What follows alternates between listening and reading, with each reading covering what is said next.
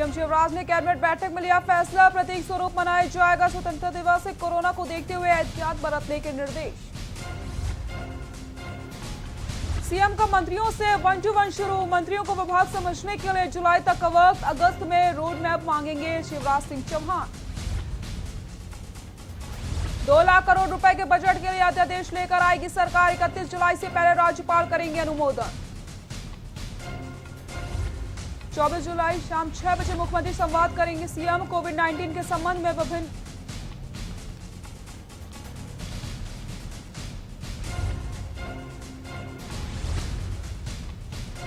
जुलाई रात 8 बजे से शुरू होंगी बंदिशें, बकरीद और राखी और लॉकडाउन में बनेगी बंद रहेगी किराने की दुकान।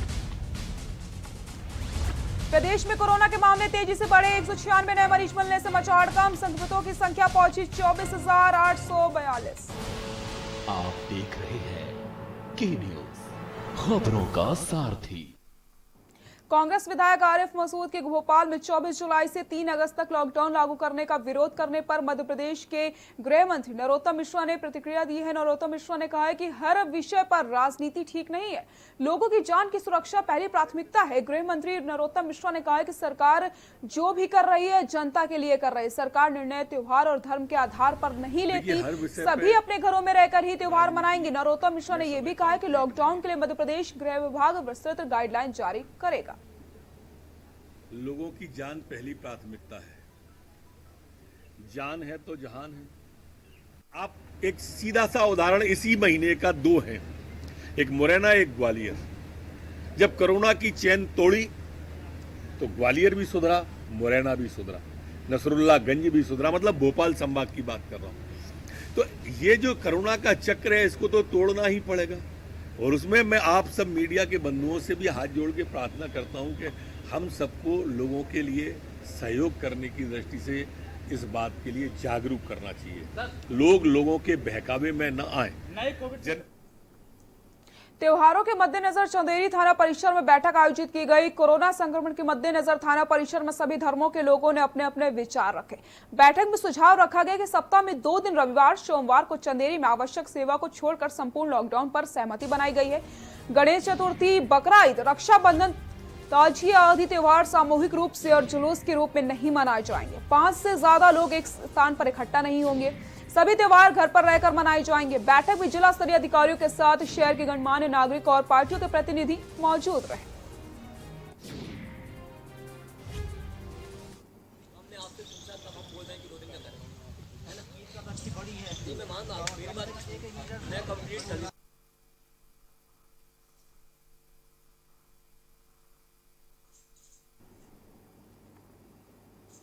सलवानी थाने में 7 पुलिसकर्मियों की रिपोर्ट पॉजिटिव आने के बाद हड़कंप मच गया। रिपोर्ट आने के बाद सभी पुलिस अफसरों और आरक्षकों को विशेष वाहन से कोविड सेंटर रायसेन भेजा गया। आपको बता दें 18 जुलाई को स्वास्थ्य विभाग के द्वारा 30 लोगों के सैंपल लिए गए थे, जिसमें 23 लोगों की रिपोर्ट निगेटिव आ गई है। 7 पुलिस वालों की रिपोर्ट पॉजिटिव आई। वहीं प्रशासन ने थाने की ओर से जाने वाले सभी रास्तों को बंद कर दिया है। एसडीएम संघमित्रा और थाना प्रभारी गिरीश दुबे द्वारा सोशल डिस्टेंसिंग का उल्लंघन करने वाले और बिना मास्क लगाए वाले व्यक्तियों के खिलाफ 20,000 रुपए की चालानी कार्रवाई के साथ ही प्रशासन द्वारा मास्क लगाने की समझाइश भी की गई है।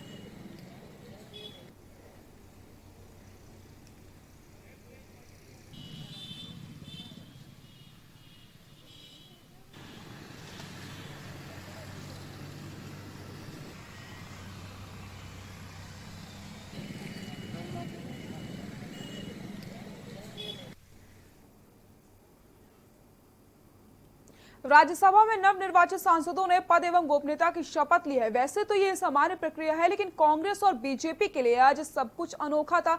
दरअसल कभी कांग्रेस ने पूर्व अध्यक्ष राहुल गांधी के करीबी रहे ज्योतिरादित्य सिंधिया ने बतौर बीजेपी सदस्य राज्यसभा में शपथ ली।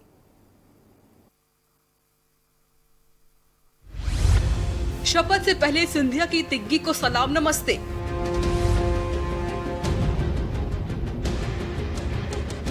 सिंधिया ने संसद में बतौर बीजेपी सदस्य शुरू की अपनी पारी।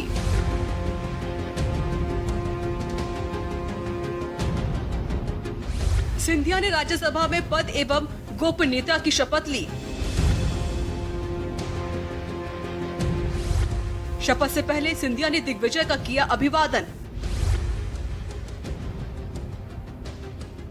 राज्यसभा में नवनिर्वाचित सांसदों ने पद एवं गोपनीयता की शपथ ली। वैसे तो यह एक सामान्य प्रक्रिया है, लेकिन कांग्रेस और बीजेपी के लिए आज सब कुछ अनोखा था। दरअसल कभी कांग्रेस के पूर्व अध्यक्ष राहुल गांधी ने करीबी रहे ज्योतिरादित्य सिंधिया ने बतौर बीजेपी सदस्य राज्यसभा में शपथ ली। शपथ लेने से पहले का नजारा बेहद अलग था। शपथ से पहले सिंधिया मध्य प्रदेश में एक दूसरे के राजनीतिक प्रतिद्वंदी दिग्विजय सिंह की सीट की तरफ बढ़े और उन्हें हाथ जोड़कर अभिवादन भी किया। यही नहीं, उन्होंने कांग्रेस के वरिष्ठ नेता गुलाम नबी आजाद और मल्लिकार्जुन खड़गे को भी सलाम नमस्ते किया। सिंधिया को केंद्र में मिलेगी बड़ी जिम्मेदारी। ऐसी में राज्यसभा में शपथ के बाद अपनी पुरानी पार्टी के नेताओं से सिंधिया की यह मुलाकात काफी दिलचस्प रही। अभी तक विपक्ष में बैठने वाले सिंधिया अब सत्ता पक्ष के साथ है। ऐसे भी कयास है कि सिंधिया को जल्द ही केंद्र में कोई बड़ी भूमिका मिल सकती है। राज्यसभा में 45 नए सदस्यों ने ली शपथ। राज्यसभा के 61 नवनिर्वाचित सदस्यों में से करीब 45 सदस्यों ने शपथ ग्रहण किया। इनमें पूर्व प्रधानमंत्री एचडी देवगौड़ा, एनसीपी प्रमुख शरद पवार, कांग्रेस नेता दिग्विजय सिंह और बीजेपी के भुवनेश्वर कलिता शामिल हैं। करीब 45 नवनिर्वाचित सांसदों ने बुधवार को राज्यसभा के सभापति एम वेंकैया नायडू की उपस्थिति में शपथ लेने की पुष्टि की है। इस अवसर पर उपराष्ट्रपति एवं उच्च सदन के सभापति वेंकैया नायडू ने कहा कि देश के विधि निर्माता के रूप में आपका चुनाव हुआ है। अपने दायित्व के निर्वहन में आप सुनिश्चित करें कि सदन में आपका आचरण नियमों के अनुकूल हो, स्थापित मानदंडों के अनुरूप हो और सदन के बाहर आपका आचरण नैतिकता के मानदंडों के अनुसार हो। सदस्यों ने सोशल डिस्टेंसिंग के मानकों का पालन करते हुए शपथ ग्रहण किया।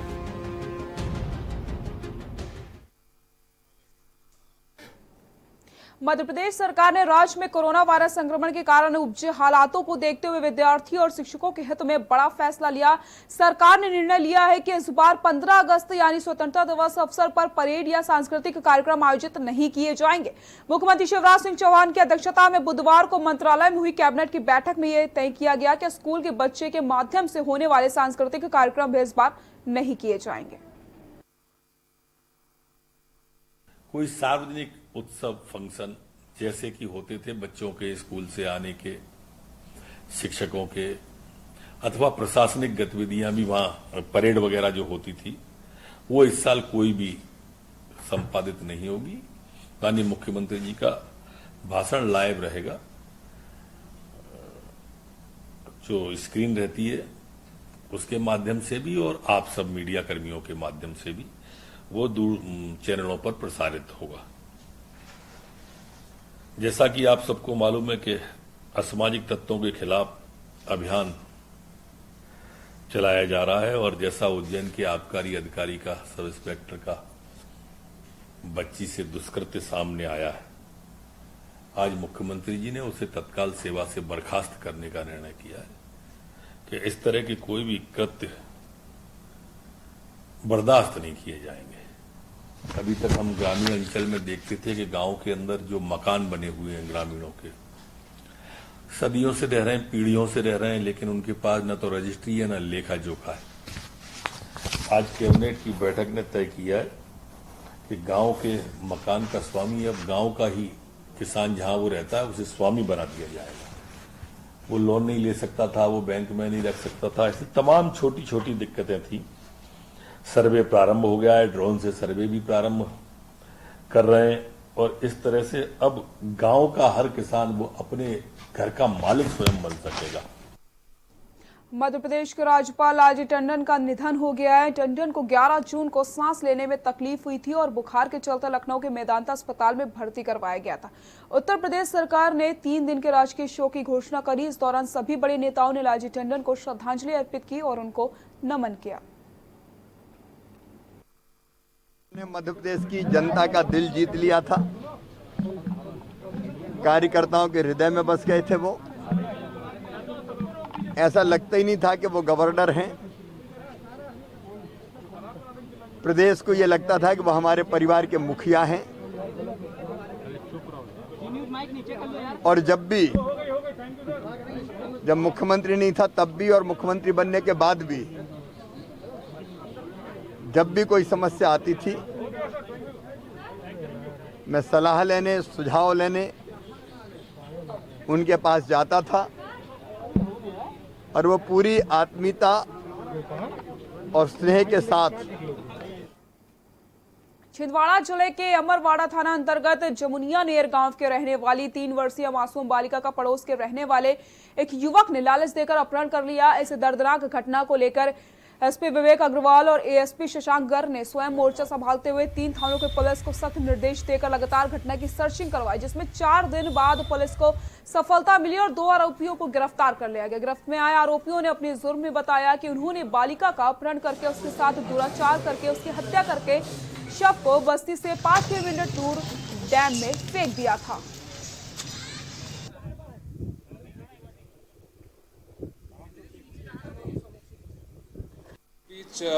जो जागरण लेक सिटी यूनिवर्सिटी के पास ब्रिज है वहाँ पर पुलिस ने पॉइंट लगाया था चेक करने के लिए और वहाँ से ये गुजरा तो इसको इंटरसेप्ट किया था। ये रुका नहीं, ये लगातार आगे बढ़ने लगा तो पुलिस ने आगे जाकर संस्कार वैली स्कूल के पास इसको घेरा। घेरते समय इसने फिर ये गाड़ी से उतरा और थोड़ा ऊपर जाकर इसने पुलिस जो संस्कार वैली का जो पिलर है वहाँ पर उसकी आड़ लेकर पुलिस पे फायरिंग शुरू कर दी। तो जवाबी फायरिंग में सेल्फ डिफेंस में पुलिस ने फायर किया और उसमें इसको चोट आई है।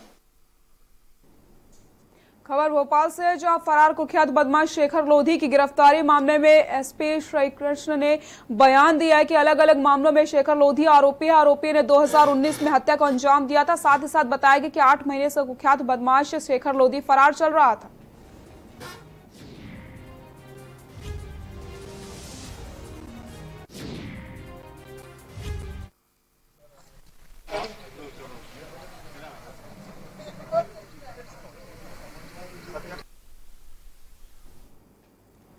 चंदेरी थाना पुलिस ने अशोकनगर पुलिस अधीक्षक रघुवंश सिंह भदौरिया, अतिरिक्त पुलिस अधीक्षक हेमलता कुरील एवं एसडीओपी लक्ष्मी सिंह के कुशल निर्देशन में चंदेरी थाना पुलिस ने बड़ी सफलता प्राप्त करी। बता दें कि इस साल जून महीने से 17 जुलाई के बीच चंदेरी में मोबाइल फोन छीनने के बाद घटनाएं हुई हैं। अक्सर शाम के समय जब लोग घूमने के लिए निकलते हैं तब ये बदमाश एक मोटरसाइकिल पर आते हैं और हाथ से फोन छीनकर भाग निकलते हैं। ऐसी 5 घटनाएं दिनांक 23 मई से 17 जुलाई तक अवधि में घटित हुई थी, जिसमें घटना का तरीका एक सा था। साइबर सेल की मदद से छीने गए मोबाइल नंबर की जांच पड़ताल के बाद साइबर सेल से मिली सूच के अनुसार चंदेरी पुलिस ने 3 लोगों को संदेह के आधार पर पकड़ लिया। उनसे जब पूछताछ की तो उन्होंने इस वारदात को स्वीकार कर लिया। उनके कब्जे से कुल 5 मोबाइल बरामद किए गए हैं।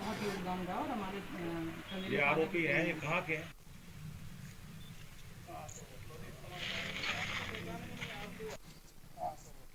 चूँकि चंदेरी थाना के अंतर्गत ये अधिकांश सूचना मिल रही थी कि कोई 3 व्यक्ति जो हैं वो मोटरसाइकिल पे सवार होकर और मोबाइलों की लूट कर रहे हैं।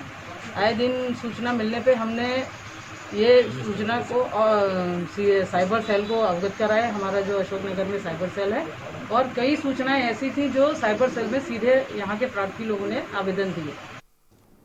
खबर सलवानी से है, जहां बमहोरी दशहरा मैदान में हॉट बाजार लगता है, वहीं बाजार के मैदान में सड़ी सब्जी सहित अन्य कचरा भी डाला जाता है। जिस तरीके से सफाई पंचायत नहीं करती है, वहीं ग्रामीणों ने आरोप लगाया कि पंचायत सचिव एवं सरपंच वसूली तो करते हैं लेकिन बाजार की पर साफ सफाई पर ध्यान नहीं देते और कई जगह नालियों का भी निर्माण नहीं किया गया है। जब ग्रामीण सफाई के लिए बोलते हैं तो सरपंच आश्वासन हवाला देकर कोई सफाई नहीं करवाते हैं।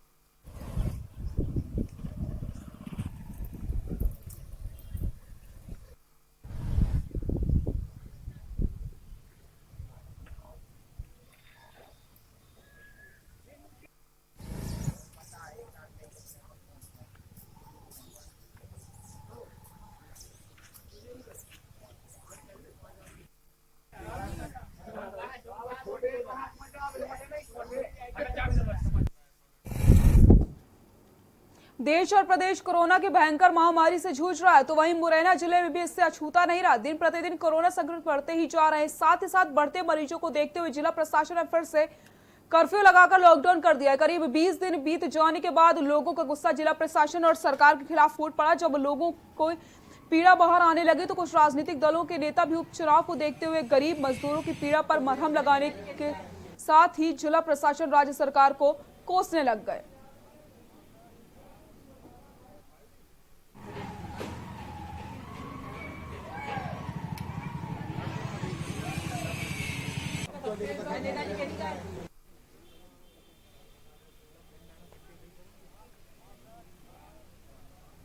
हमारे प्रधानमंत्री जी ने लॉकडाउन करके पूरे देश को, लोगों को संगठित करके यह दिखाया कि विश्व के लोगों ने माना कि भारत के प्रधानमंत्री ने ऐसी महामारी के संकट में भारत जैसे देश में कोरोना की रोकथाम के समुचित प्रयास किए। डबरा के सिटी थाना क्षेत्र के अंतर्गत आने वाले गेंजोल में कुशवाहा समाज के दो पक्षों में आपसी विवाद हो गया। विवाद इतना ज्यादा बढ़ गया कि दोनों पक्षों में लोग लाठी डंडों से लैस होकर एक दूसरे पर हमला करने लगे, जिससे 1 दर्जन से अधिक लोग गंभीर रूप से घायल हुए, जिसमें 2 लोग की हालत गंभीर बनी हुई है, जिनका सिविल हॉस्पिटल डबरा में प्राथमिक उपचार के बाद जिला चिकित्सालय ग्वालियर में भर्ती करवा दिया गया। घायलों में महिलाएं भी शामिल हैं।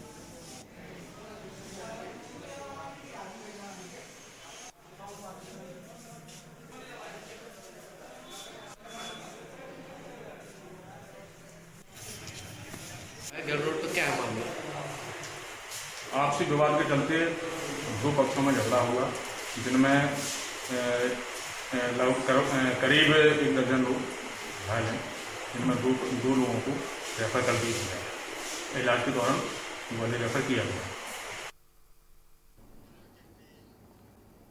खबर भोपाल से है, जहां कोरोना के चलते प्रशासन ने भोपाल के 25 इलाकों में 5 दिन का लॉकडाउन लगाने का फैसला ले लिया है। बता दें कि कोरोना के बढ़ते संक्रमण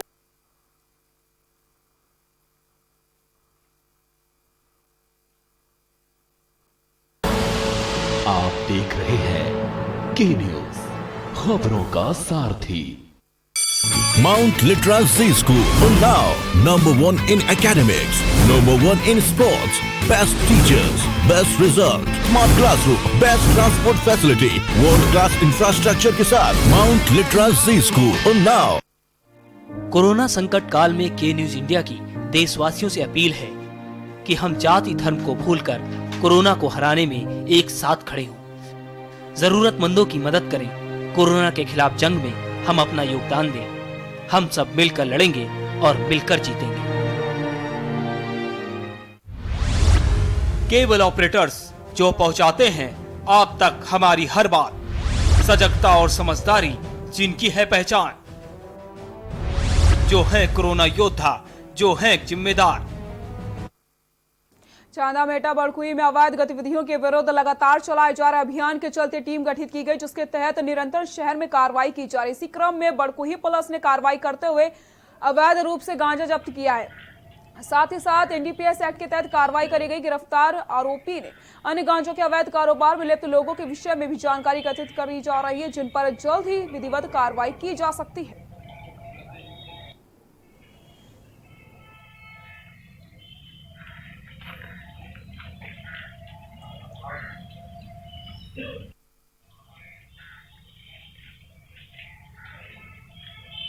मुखबिर की सूचना प्राप्त हुई थी कि मंसूरी मोहल्ला में वार्ड नंबर 11 में चांदा मेटा में कोई व्यक्ति है जो गांजे का अवैध व्यापार कर रहा है। तो थाना प्रभारी महोदय के आदेश से टीम रवाना की गई थी, जिस पे फिर कार्रवाई की गई है। तो वहां पर वार्ड नंबर 11 का रहने वाला इमरान पिता सदाम खान, उसके द्वारा गांजे का अवैध विक्रय किया जा रहा था, जिस पे कार्रवाई की गई है। उसके पास से 550 ग्राम गांजा जब्त किया गया है। मौके पर कीमती करीबन 3-3.5 हज़ार रुपये का है, वो उससे जब्त किया गया है।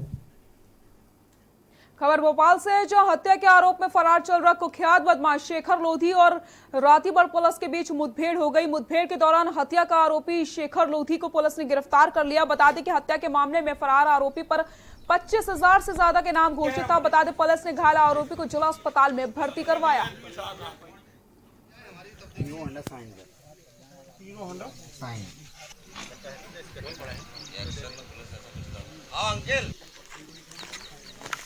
सुनो बाइक बैग। भाई बहन के प्यार का त्योहार रक्षाबंधन इस बार 3 अगस्त को मनाया जाएगा, मगर इस बार रक्षाबंधन पर कोरोना का साया है। ऐसे में भाई की कलाई पर बांधी जाने वाली राखी का बाजार ठंडा पड़ गया है। इसका मुख्य कारण है कि लॉकडाउन के कारण बाजार बंद होना। रक्षाबंधन में कुछ ही दिन शेष है, लेकिन बाजार में सन्नाटा पसरा है। देखिए हमारी खास रिपोर्ट।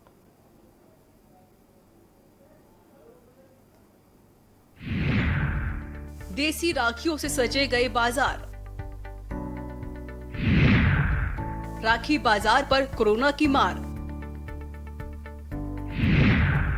बहनों को सताने लगी भाइयों की चिंता। सर्राफा बाजार बंद, चांदी की राखियां भी अटकी। स्वदेशी राखियों की हो रही ज्यादा डिमांड।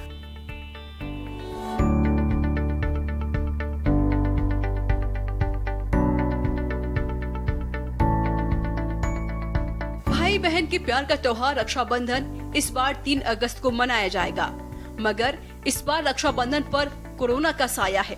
ऐसे में भाई की कलाई पर बांधी जाने वाली राखी का बाजार ठंडा पड़ा है। इसका मुख्य कारण है कि लॉकडाउन के कारण बाजार बंद होना है। रक्षाबंधन में कुछ दिन ही शेष हैं, लेकिन बाजार में सन्नाटा पसरा हुआ है। ऐसे में हर साल बाजार में गलियों में कई दुकानों पर राखी दिखाई देने लगती थी, मगर इस बार बाजार बंद होने से भाइयों की कलाई पर बहनें राखी कैसे बांधेंगी? कहीं इस बार लॉकडाउन में भाइयों की कलाई सूनी न रह जाए, क्योंकि बहनें 1 महीने पहले ही अपने भाइयों को राखी बांधने की तैयारियां करती हैं। यदि बहनों के भाई घर से दूर हैं, तो उन्हें पार्सल से राखी भेजी जाती है। लेकिन इस कोरोना काल में बहनों की सारी उम्मीदों पर पानी फिर गया है। कोरोना वजह से ये टाइम मार्केट में बहुत मंदी है। क्या मार्केट में कारीगर लोग ने गाँव गए हैं, इसके लिए जो पुराना ही था वही अभी चल रहा है, गए साल का ही। पहला तो चाइनीज़ हम लोग रखते नहीं है। क्या मेरे पास दुकान में है ना, चाइनीज़ नहीं रखता हूँ मैं, अभी 3 साल हो गया, तो मेरे को वो चाइनीज़ का कुछ फर्क नहीं गिरा है, लेकिन कोरोना का इसमें फर्क गिर गया।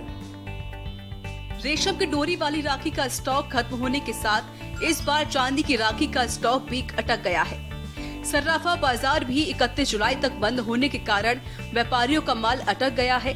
सर्राफा कारोबारियों ने बताया कि इस बार कम ही व्यापारियों ने चांदी की राखी बनवाई है, लेकिन बाजार बंद हो जाने के कारण उनका माल भी अटका हुआ है। आपको बता दें, शहर में राखियों की दुकानें लगनी शुरू हो गई हैं। इस बार बाजार में चाइनीज राखियों के स्थान पर बहनें देसी राखियों की डिमांड कर रही हैं। मैं अभी राखी परचेज करने के लिए आई हूँ, तो मैं वही राखी जो हमारे यहाँ पे इंडिया में बनी हुई है, हमारा खुद का मैन्युफैक्चर होना चाहिए, क्योंकि जिस तरीके से अभी चाइनीज़ का जो चल रहा है, चाइना के साथ हमारा कितने शहीद हमारे सैनिक हुए हैं, तो उसको देख के हम यही प्रिपेयर करेंगे कि हमारे खुद का यहाँ पे बना हुआ ही प्रोडक्ट हम लें। हमारे भाई के लिए मैं पहले आते ही मैंने जो दुकानदार है उनसे बोला कि हमारे यहाँ पे बनी हुई राखी हमको दिखाओ, क्योंकि हमें बाहर का कोई भी परचेसिंग नहीं चाहिए।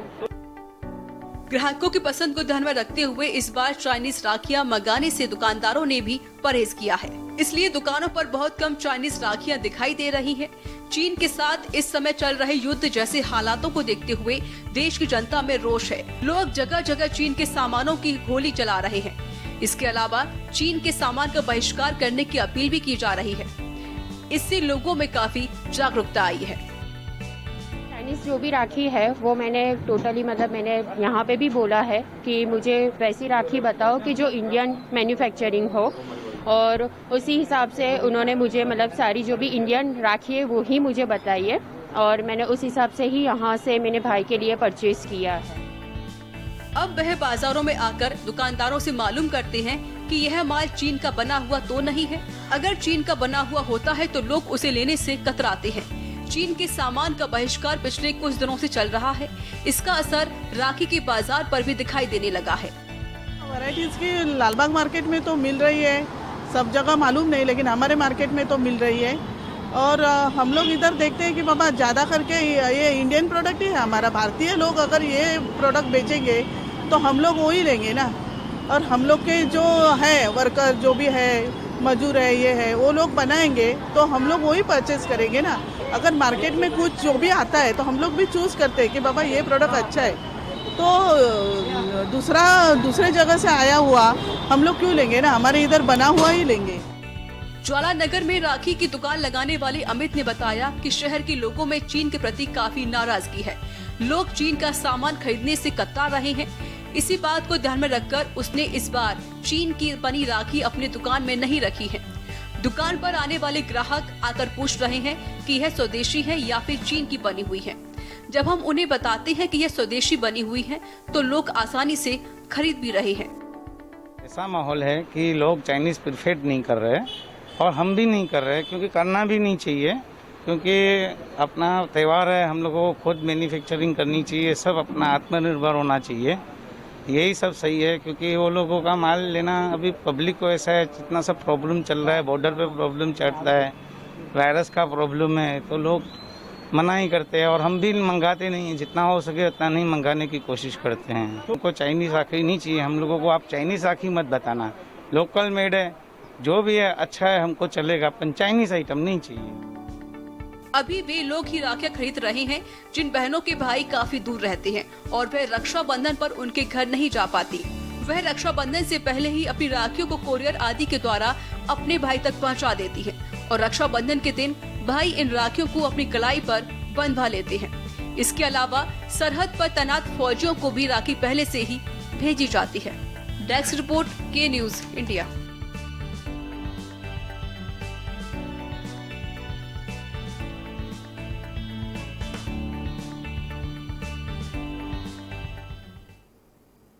हमारा मध्य प्रदेश में फिलहाल के लिए इतना ही। आगे देखिए हमारा छत्तीसगढ़। नमस्कार।